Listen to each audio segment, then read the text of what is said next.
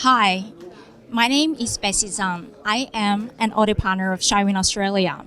My guest today is Dr. Zhang Lei. Dr. Zhang Lei is the CFO of Yancoal Australia.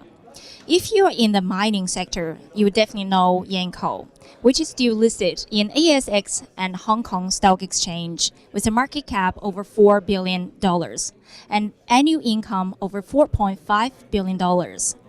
Yancoal acquired CNA Coal Alley asset from Rio Tinto for $2.69 billion and now is the largest pure play coal producer in Australia. So, Dr. Zhang Lei, how important are the Chinese invested energy companies in Australia, and what are the key success factors for Yancoal Australia? Yes, thanks, Bessie, for the time for today for me. So, Yancoal has been with Australia since 2004, and in the past 15 years, Yancoal has been growing by 9 different merger acquisitions in Australia. We actually operated 11 mines in nationwide Australia, including Brisbane. Actually, that as a Chinese company being in Australia, we have put in all-in capital about $6 billion. This is something that we think that it will be also be important as the investment for the sector of coal in Australia. And second, we also think that we are a good employer from China. We have employed 5,500 people in a different mine. And number three, now last, we surely bring a diversified culture to Australia with a little bit color of China, but in the end, we operate as a local Australian company. In the end, to be successful, I think that we have to really, first of all, like other companies in Australia, keep very sound and healthy balance sheet, which means that we bring sufficient capital from the shareholder. We also should keep a very healthy and gearing ratio. And last, when you choose merger acquisition, you have to really looking at the best assets, which is always sustainable and very low cost of growth. It's something that to share to my China investor coming to Australia in the future and now. That's great. I'm very proud to hear that, as Yancoal Australia is our audit client, by the way. So, Dr. Zhang Lei, as the renewable energy is getting more popular and especially welcomed by the politicians, how do you evaluate the traditional energy, such as coal, in our life and economy? Yes, we also have deeply considered of energy coal and how the energy coal will play a role in the future global energy sector in the next 20 to 30 years. So we look at 2040, for example, there's a global statistics shows that there still will be a 2% growth in energy growth globally until from now to 2040. And thereof that, so the energy coal still keep a very good portion of the energy. It will continue to be the 1/3 of the global energy consumption.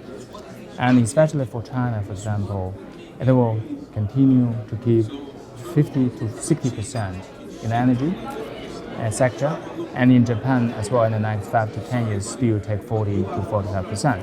Therefore, we believe that energy coal is still a very important part of the global energy. And second, we think that the coal itself, it is not something as people say that it is unclean. It's unclean because it's how to use of a coal. That's why we, from the Yancoal, which is our parent shareholding of Yancoal, and try to introduce the how to really implement the coal in a more clean way in China as well. This is something trust really increase the confidence of Yancoal to be in the coal as well. And last but not least is surely that we are in the coal for already decades. We know that there are very mature technology in the mining, in the how to use of the energy coal in the energy sector. Therefore, we think that energy coal will be there and will be healthy and will be very clean. It is something that we believe that energy sector will still rely on coal very much. Thank you. So my last question could be a little bit challenging. It's about the relationship between Australia and China. So from the broader energy industry perspective, what's your view on the prospects of the two nations' cooperation? I trust that both countries will continue to have a very good cooperation opportunities, like now, in the past, now, and in the future. That's for example of LNG. So LNG from China will continue to replace traditional energy with new energy like LNG. So in the next 20 years, for example, statistics say that China will increase the use of LNG by 200% increase, which account for about 6% growth. And China have 45% to 50% of import, we call it the import dependency on the LNG. Therefore, we still think that as a rich resources of LNG is part of the world, Australia will be able to supply this portion to China.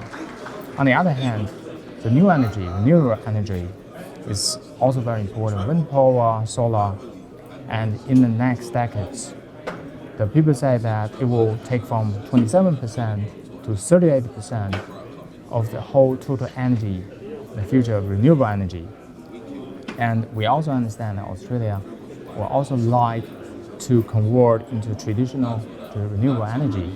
Therefore, it will create a lot of opportunity between Australia and China to cooperate on the know-how, on the new technology, how to implement renewable energies too.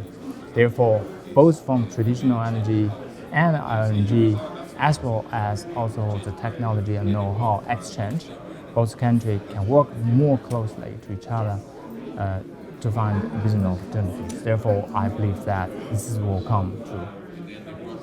Thank you very much for your insightful sharing, Dr. Zhang Lei. Thank you very much. Thank you.